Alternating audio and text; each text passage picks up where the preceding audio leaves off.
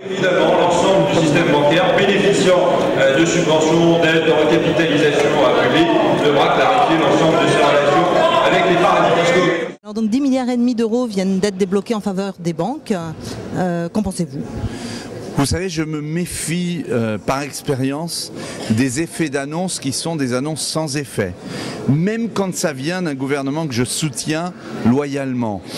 Je constate que souvent à Paris on annonce des choses, 10 milliards d'euros pour les banques, 5 milliards d'euros pour les collectivités territoriales, et après quand on regarde dans les détails, on ne sait jamais où va tout cet argent.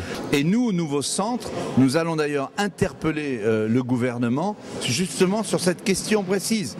Ces 10 milliards, c'est quoi? Ça va où? C'est pour quoi faire? Il faut dire la vérité aux Françaises et aux Français. Ce gouvernement n'a pas dit la vérité. C'est-à-dire ?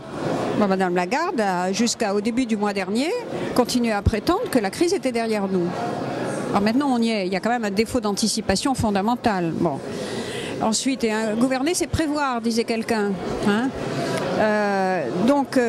dire la vérité aux Françaises et aux Français, leur dire que ça va être très difficile et que par conséquent, il nous faut plus de solidarité. Par exemple, dire au gouvernement vraiment annuler le paquet fiscal qui coûte entre 12 et 15 milliards d'euros par an chaque année.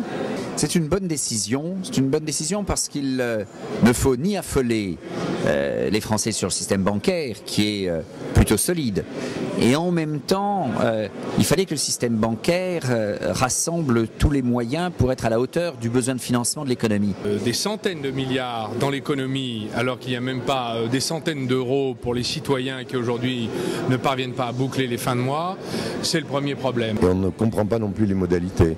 C'est-à-dire qu'il n'y a pas d'action, il n'y a pas de représentant de l'État au conseil d'administration de ces banques, il n'y a pas de pouvoir, il n'y a pas d'association à d'éventuels bénéfices. On a l'impression que l'État est là pour aider les banquiers, n'est-ce pas, jusqu'à plus soif. C'est quand même assez stupéfiant. C'est pas l'État qui paye. De manière à ce qu'il n'y ait pas de confusion, parce que maintenant, on n'arrête pas de nous dire, mais d'où vous sortez tous ces milliards? Et si ça continue, tout le monde va demander des milliards pour lui. Non, on approvisionne les collectivités locales. Je trouve que c'est normal.